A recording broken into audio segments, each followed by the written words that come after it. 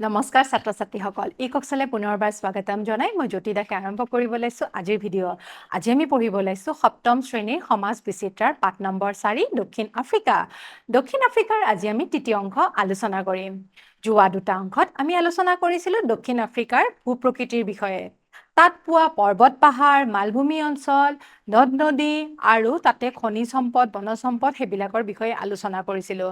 আজি আমি দক্ষিণ আফ্ৰিকাৰ ইতিহাসৰ বিষয়ে কিছু কথা জানো আহা দক্ষিণ আফ্ৰিকাৰ ইতিহাসৰ বিষয়ে প্ৰথমে আমি এটা কথা জানি ল'ব লাগিব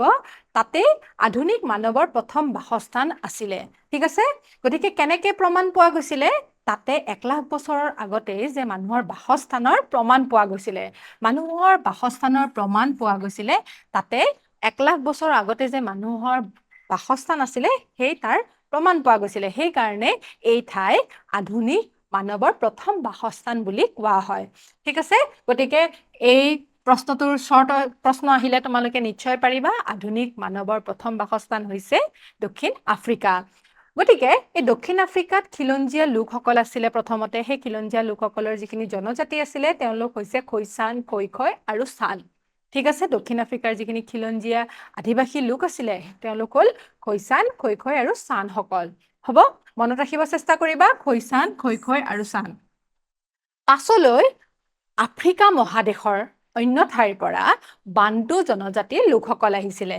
আফ্ৰিকা মহাদেশৰ পৰা বান্টু জনজাতিৰ লোকসকল তালৈ প্ৰব্ৰজন কৰিছিলে কিন্তু দক্ষিণ আফ্ৰিকাৰ যিখিনি খৈচান খৈখয় আৰু চান লোক আছিলে তেওঁলোক খিলঞ্জীয়া আদিবাসী লোক আছিলে পিছলৈ বান্টু জনজাতিৰ লোকসকল আহিছিলে গতিকে আমি গম পালো যে প্ৰথমতে খৈচান খৈখয় আৰু চানসকল আহিছিলে আৰু পিছত বান্টু জনজাতিৰ লোকসকল আহিছিলে আৰু বিভিন্ন ধৰণৰ মানুহ তালে আহিছিলে বিভিন্ন জনজাতিৰ লোক তালে আহিছিলে হ'ব তাৰ পিছত আহিলে ইউৰোপীয় সকলৰ আগমন আফ্ৰিকা মহাদেশৰ বান্টু জনজাতিৰ লোকসকল অহাৰ পিছত তাতে ইউৰোপ মহাদেশৰ কিছু লোক আহিছিলে বাণিজ্যৰ বাবে আহিছিলে তেওঁলোক আহিছিলে বাণিজ্যৰ বাবে ইউৰোপীয় ব্যৱসায়ী দলসকল দক্ষিণ আফ্ৰিকালৈ আহিছিলে দলবিলাক দক্ষিণ আফ্ৰিকালৈ আহিছিলে ব্যৱসায় বাণিজ্য আৰম্ভ কৰিবৰ কাৰণে প্ৰথম ইউৰোপীয় গোট আছিলে উলন্দাজসকল যেতিয়া ইউৰোপীয়সকলৰ আগমন হয় তেওঁলোকে প্ৰথমতে 1652 খ্ৰীষ্টাব্দত উলন্দাজসকলে কেপটাউনত বসতি স্থাপন কৰে দক্ষিণ আফ্ৰিকাৰ ৰাজধানী কেপটাউন চহৰত তেখেতে লোকে আহি পেলাই কি কৰে বসতি স্থাপন কৰে গতিকে ইউৰোপীয় গোট উলন্দাজসকলে আহি পেলাই প্ৰথমতে ক'ত বসতি স্থাপন কৰে কেপটাউন চহৰত আৰু তাতে ব্যৱসায় বাণিজ্য আৰম্ভ কৰে কিন্তু ব্যৱসায় বাণিজ্য আৰম্ভ কৰাৰ লগে লগে তেওঁলোকে যিখিনি খিলঞ্জীয়া লোক আছিলে তেওঁলোকক অত্যাচাৰ কৰিবলৈ আৰম্ভ কৰি দিলে তেওঁলোকে সেই লোকসকলক কি কৰিলে খিলঞ্জীয়া যিখিনি লোক আছিলে তেওঁলোকক বেচা কিনা কৰা আৰম্ভ কৰি দিলে আৰু লাহে লাহে তেওঁলোকক অত্যাচাৰ কৰা আৰম্ভ কৰি দিছিলে তেওঁলোকে প্ৰথমতে আহি খিলঞ্জীয়া যিখিনি গোট আছিলে সিহঁতৰ লগত সংঘাত কৰিছিলে ঠিক আছে তেওঁলোকে থলুৱা অধিবাসী যিখিনি লোক আছিলে তাক কৃতদাস হিচাপে বেচা কিনা কৰিছিলে গতিকে উলন্দাজসকলে কি কৰিছিলে ধনৰ প্ৰভাৱত তেওঁলোকে যিহেতু বহুত ধন আছিলে সিহঁতে কি কৰিছিলে সেই যিখিনি থলুৱা অধিবাসী লোক আছিলে তেওঁলোকক বেচা কিনা কৰিছিলে হ'ব তাৰ পিছত আহিলে উলন্দাজসকলৰ পিছত আহিলে ব্ৰিটিছ শাসন 1795 চনত ব্ৰিটিছসকলে কেপটাউন দখল কৰে ঠিক আছে কেপটাউন দখল কৰে প্ৰথমতে উলন্দাজসকল আছিলে তাৰ পিছত আহি পেলাই ব্ৰিটিছে শাসন আৰম্ভ কৰি দিয়ে ব্ৰিটিছসকলৰ খিলঞ্জীয়া জনজাতিৰ লগত সংঘাত কৰিছিলে তাৰ পিছত তেওঁলোকেও কি কৰিলে যিখিনি খিলঞ্জীয়া লোক আছিলে উলন্দাজসকলৰ লগত নহয় খিলঞ্জীয়া লোকসকলৰ লগত আৰু সিহঁতে অত্যাচাৰ আৰম্ভ কৰি দিয়ে বিভিন্ন জনগোষ্ঠীৰ মাজত এতিয়া যিখিনি খিলঞ্জীয়া লোক আছিলে সিহঁতৰ জনগোষ্ঠীবিলাকৰ মাজত বিদ্ৰোহৰ সৃষ্টি হৈছিলে যিহেতু তেওঁলোকে অত্যাচাৰ আৰম্ভ কৰি দিছিলে ব্ৰিটিছসকলে প্ৰথমতে উলন্দাজসকলে কৰিছিলে সেইকাৰণে তেওঁলোকৰ মাজত বিদ্ৰোহৰ ভাৱ জাগি উঠিছিলে গতিকে মাজত কেইবাটাও বিদ্ৰোহ সংঘটিত হৈছিলে তাৰপিছত কি হৈছিলে জানানে 1830 চনত ব্ৰিটিছসকল শক্তিশালী হৈ উঠিছিলে গতিকে 1830 খ্ৰীষ্টাব্দত ব্ৰিটিছসকল শক্তিশালী হৈ উঠিছিলে কেপটাউন দখল কৰাৰ পিছতে 1795 চনৰ পৰা 1830 লৈকে ব্ৰিটিছসকল একেবাৰে শক্তিশালী হৈ পৰে উলন্দাজ বসতি বৃদ্ধি 1830 চনত যেতিয়া ব্ৰিটিছসকল ক্ষমতাশালী হৈ পৰে তেতিয়া উলন্দাজসকলে কি কৰে জানানে দক্ষিণ আফ্ৰিকাৰ যিবিলাক ভিতৰুৱা অঞ্চল আছে সেই ভিতৰুৱা অঞ্চলবিলাকত কি কৰিব ধৰে গুচি যাব আৰম্ভ কৰে ঠিক আছে যিবিলাক ভিতৰুৱা গাঁও অঞ্চল আছে তাতে গৈ পেলাই তেওঁলোকে গীৰ্জা বিদ্যালয় স্থাপন কৰে আৰু তাৰ পিছত সৰু সৰু গণৰাজ্য স্থাপন কৰে আৰু তাতে শাসন কৰা আৰম্ভ কৰি দিয়ে ঠিক আছে ওলন্দাজসকলে ভিতৰুৱা অঞ্চললৈ গৈ পেলাই গীৰ্জা বিদ্যালয় স্থাপন কৰে আৰু সেই ঠাইবিলাকতে সৰু সৰু গণৰাজ্য স্থাপন কৰিব ধৰে আৰু তাতে শাসন আৰম্ভ কৰিব ধৰে এই গণৰাজ্যসমূহত সংখ্যালঘু শ্বেতবৰ্ণৰ ওলন্দাজ জনসংখ্যাই শাসন কৰিছিলে এতিয়া এই সংখ্যালঘু আৰু শ্বেতবৰ্ণ মানে কি ঠিক আছে সংখ্যালঘু মানে হৈছে সংখ্যালঘু সংখ্যাগৰিষ্ঠ সংখ্যালঘু হৈছে যিটো সংখ্যাত কম আৰু গৰিষ্ঠ মানে বেছি যিহেতু ব্ৰিটিছসকল আৰু ওলন্দাজসকল সংখ্যালঘু আছিলে তেওঁলোকৰ যিটো জনসংখ্যা আছিলে সেইটো কম আছিলে সেইকাৰণে তেওঁলোকক সংখ্যালঘু বুলি কোৱা হৈছে আৰু ইয়াতে এটা শব্দ দিছে শ্বেতবৰ্ণ শ্বেতবৰ্ণ হৈছে বগা ৰঙৰ ছালজাৰ ঠিক আছে তেওঁলোক দেখিবলৈ বগা ৰঙৰ আছিলে আৰু সেইকাৰণে তেখেতসকলক শ্বেতবৰ্ণ বুলি কোৱা হৈছিলে ব্ৰিটিছসকল আৰু ওলন্দাজসকলক আনহাতে যিখিনি দক্ষিণ আফ্ৰিকাৰ লোক আছিলে তেওঁলোক কৃষ্ণাংগ বৰ্ণৰ আছিলে তাৰমানে তেওঁলোকৰ ৰংটো অলপমান কলা আছিলে সেইকাৰণে তেওঁলোকক কৃষ্ণাংগ লোক বুলি কোৱা হৈছিলে গতিকে সেই সংখ্যালঘু শ্বেতবৰ্ণৰ ওলন্দাজসকলে শাসনভাৰ চলাইছিলে ঠিক আছে ইয়াৰ পিছত কৃষ্ণবৰ্ণৰ খিলঞ্জীয়া সকলৰ বৈষম্য অধিক বৃদ্ধি পাইছিলে যিহেতু তেওঁলোকে শাসন কৰা আৰম্ভ কৰি দিছিলে সেই কৃষ্ণাং বৰ্ণৰ খিলঞ্জীয়াসকলৰ মাজত কি হৈছিলে বিদ্ৰোহৰ সৃষ্টি হৈছিলে আৰু যিহেতু তেওঁলোকে সেই বগা ৰঙৰ বা কলা ৰঙৰ সেনেকে সিহঁতে বৈষম্যৰ সৃষ্টি কৰিছিলে ঠিক আছে গতিকে বগা ৰঙৰ মানুহবিলাকে কলা মানুহবিলাকক যিখিনি কৃষ্ণাংগ লোক আছিলে তেওঁলোকক অত্যাচাৰ কৰিছিলে সেইকাৰণে এই যিটো আন্দোলন হৈছিলে বিৰোধী আন্দোলন হৈছিলে সেইটোক বৰ্ণ বৈষম্য আৰোধী আন্দোলন বুলি কোৱা হয় গতিকে বৰ্ণ বৈষম্য বিৰোধী আন্দোলন বুলি ক'লে কি বুজিম যে য'ত গাৰ ৰঙৰ ছালৰ হিচাপত তেওঁলোকৰ মাজত অত্যাচাৰ আৰম্ভ কৰিছিলে সেইকাৰণে এই আন্দোলনটোৰ নাম হৈছে বৰ্ণ বৈষম্য বিৰোধী আন্দোলন ঠিক আছে এতিয়া আমি এই বৰ্ণ বৈষম্য বিৰোধী আন্দোলননো কি সেই বিষয়ে কিছু কথা জানো আহা গতিকে দক্ষিণ আফ্ৰিকাৰ এটা ডাঙৰ আন্দোলন এই আন্দোলন হৈছে দক্ষিণ আফ্ৰিকাৰ এটা ডাঙৰ আন্দোলন কৃষ্ণাংগ আৰু ব্ৰিটিছ আৰু ওলন্দাজসকলৰ মাজত হোৱা এটা ডাঙৰ আন্দোলন ঠিক আছে এই আন্দোলনৰ নেতৃত্ব দিছিলে যিখিনি খিলঞ্জীয়া লোক আছিলে খিলঞ্জীয়া লোকসকলৰ নেতৃত্ব দিছিলে নেলছন মেণ্ডেলা তেখেতৰ চিত্ৰ হৈছে এইখন ঠিক আছে গতিকে নেলছন মেণ্ডেলাক তোমালোকে দেখিছাই চাগে আৰু যিখিনি খিলঞ্জীয়া কৃষ্ণাংগ লোক আছে তেওঁলোক দেখিবলৈ ঠিক এনেকুৱা ধৰণৰ হয় গতিকে চিত্ৰৰ জৰিয়তে আমি কৃষ্ণাংগ লোকসকলকো অলপমান চিনিবলৈ চেষ্টা কৰোঁ আহা গতিকে ছাত্ৰ ছাত্ৰীসকল বৰ্ণ বৈষম্য বিৰোধী আন্দোলনত নেলছন মেণ্ডেলাই বহুত ডাঙৰ ভূমিকা পালন কৰিছিলে আহাচোন চাওঁ ইয়াৰ বিষয়ে 19 শতিকাৰ শেষৰ ফালে দক্ষিণ আফ্ৰিকাত সোণ আৰু হীৰাৰ আৱিষ্কাৰ হয় গতিকে সোণৰ নগৰ বুলি তোমালোকে গম পাইছিলাই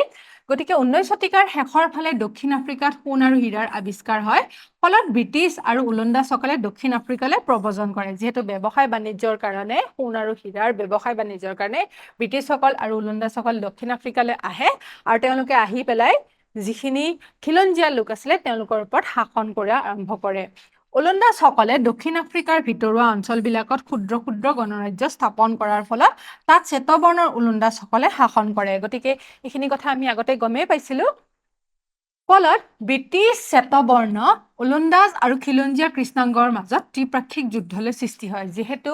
ব্ৰিটিছসকল ওলন্দাজসকলে কি কৰে এই যিখিনি কৃষ্ণাংগ লোক আছিলে তেওঁলোকক অত্যাচাৰ আৰম্ভ কৰা হৈছিলে সেইকাৰণে কৃষ্ণাংগসকলৰ মাজত বিদ্ৰোহৰ সৃষ্টি হৈছিলে সেইকাৰণে এইটো ত্ৰিপাক্ষিক যুদ্ধলৈ সৃষ্টি হোৱা বুলি কৈছে হ'ব কৃষ্ণাংগ লোকসকলক সামাজিক স্থানত সম অধিকাৰৰ পৰা বঞ্চিত কৰা হৈছিলে কেনেকুৱা ধৰণৰ অত্যাচাৰবিলাক কৰিছিলে এতিয়া আমি কিছু কথা জানো আহা কৃষ্ণাংগ লোকসকলক কি কৰিছিলে জানানে যিখিনি সামাজিক স্থান আছিলে তেওঁলোকক কি কৰিছিলে সম অধিকাৰৰ পৰা বঞ্চিত কৰা হৈছিলে বেছিকৈ গুৰুত্ব দিয়া হৈছিলে ওলন্দাজসকল আৰু ব্ৰিটিছসকলক ৰাজনৈতিক যিখিনি অধিকাৰ আছিলে ঠিক আছে সামাজিক স্থানত সম অধিকাৰ দিয়া নাছিলে আৰু ৰাজনৈতিক অধিকাৰৰ পৰা তেওঁলোকক কি কৰা হৈছিলে দিয়া নাছিলে তেওঁলোকক কেৱল সংখ্যালঘু শ্বেতবৰ্ণ লোককহে দিয়া হৈছিলে যিখিনি ব্ৰিটিছ আৰু ওলন্দাজ লোক আছিলে তেওঁলোককহে এই ৰাজনৈতিক অধিকাৰ দিয়া হৈছিলে তেওঁলোকৰ পিছতহে বৰ্ণসংকৰ বা আদিবাসী কৃষ্ণাংগসকলৰ স্থান আছিলে ঠিক আছে এইবোৰ কাৰণতে কেইবাটাও ৰাজনৈতিক দল গঠন হৈছিলে গতিকে এনেকুৱা ধৰণৰ যেতিয়া বিদ্ৰোহৰ সৃষ্টি হৈছিলে তেতিয়া কৃষ্ণাংগ লোকসকলৰ মাজতো ৰাজনৈতিক দলৰ কি হৈছিলে গঠন হৈছিলে ৰাজনৈতিক দল বুলি কোৱাৰ লগে লগে তাতে কেইবাটাও ৰাজনৈতিক দলৰ সৃষ্টি হৈছিলে এটা আছিলে শ্বেতাংগসকল যিখিনি নেশ্যনেল পাৰ্টি বুলি কোৱা হৈছিলে যিখিনি মানে শ্বেতবৰ্ণৰ লোক আছিলে তেওঁলোকৰ এইটো পাৰ্টিটোৰ নাম আছিলে ৰাজনৈতিক দল নেশ্যনেল পাৰ্টি ঠিক আছে তাৰপিছত কৃষ্ণাংগসকলৰ আছিলে আফ্ৰিকাৰ নেশ্যনেল কংগ্ৰেছ ঠিক আছে ANC আফ্ৰিকাৰ নেশ্যনেল কংগ্ৰেছ ঠিক আছে 1948 চনত নেশ্যনেল পাৰ্টিয়ে নিৰ্বাচনত জয়লাভ কৰে গতিকে কিন্তু যেতিয়া ৰাজনৈতিক দলকেইটাৰ মাজত নিৰ্বাচন হয় নেশ্যনেল পাৰ্টি শ্বেতবৰ্ণৰ লোকসকল আনহাতে যিখিনি কৃষ্ণাংগ লোক আছিলে তেওঁলোকৰ আফ্ৰিকান নেশ্যনেল পাৰ্টিৰ মাজত নিৰ্বাচন হয় 1948 চনত কিন্তু শ্বেতবৰ্ণৰ যিটো নেশ্যনেল পাৰ্টি আছে সেইটোহে জয়লাভ কৰে আৰু যেতিয়া জয়লাভ কৰে নিৰ্বাচনৰ পাছত এই যিটো বৰ্ণ বৈষম্য আছিলে যিখিনি খিলঞ্জীয়া লোকসকলক অত্যাচাৰ কৰিছিলে তাৰে নীতিটো বেছিকে কঠোৰ হ'বলৈ ধৰে ঠিক আছে তেওঁলোকক ৰাজনৈতিক অধিকাৰ নিদিয়া হ'ল সামাজিক স্থানত সম অধিকাৰ নিদিয়া হ'ল তেতিয়া বেছি হোৱা হ'ল যেতিয়া নেশ্যনেল পাৰ্টি জিকিলে 1948 চনৰ পৰা বেছি হোৱা হ'ল ঠিক আছে নেশ্যনেল চৰকাৰে কি কৰিলে জানানে পাছ আইন নামৰ এখন আইন প্ৰৱৰ্তন কৰিলে আৰু সেইটো কাৰণে কৃষ্ণাংগ লোকসকলে সকলো সময়তে নিজৰ লগত পৰিচয় পত্ৰ লৈ ফুৰিব লগা হ'ল নিজৰ দেশতে তেওঁলোকে পৰিচয় পত্ৰ লৈ ফুৰিব লগা হৈ গ'ল কেনেকুৱা কঠোৰ হ'ব লাগিব ভাবাচোন এই আইনৰ বিৰুদ্ধে যিটো পাছ আইন আছিলে তাৰ বিৰুদ্ধে কি কৰিলে জানানে 1960 চনৰ 21 মাৰ্চত চানভিল চহৰত যিটো চানভিল নামৰ ঠাই আছে সেই চহৰত কৃষ্ণাংগসকলে লগ হৈ পেলাই কি কৰে প্ৰতিবাদ কৰে যে এই পাছ আইন হ'ব নালাগে ঠিক আছে ইমান ডাঙৰ হয় প্ৰতিবাদটোত আৰক্ষীয়ে তেতিয়া কি কৰে প্ৰতিবাদকাৰীবিলাকৰ ওপৰত গুলীচালনা কৰে আৰু মুঠতে তাতে বহুত লোক নিহত হয় আৰু 180 জনো আহত হয় গতিকে এই নেশ্যনেল চৰকাৰে যিটো পাছ আইন তেওঁলোকে প্ৰৱৰ্তন কৰে তাৰ ফলত যিটো প্ৰতিবাদ হয় তাতে এই কৃষ্ণাংগ লোকসকলৰ বহুত মৃত্যুমুখত পৰে আৰু বহুত লোক আহত হয় ঠিক আছে এতিয়া নেলছন মেণ্ডেলাৰ ভূমিকাৰ বিষয়ে আমি পঢ়ো আহা নেলছন মেণ্ডেলাৰ কথা অলপ আগতে তোমালোকক জনাইছিলোৱে তেখেতে আফ্ৰিকান যিটো নেশ্যনেল কংগ্ৰেছ আছে তাৰে প্ৰধান নেতা আছিলে ঠিক আছে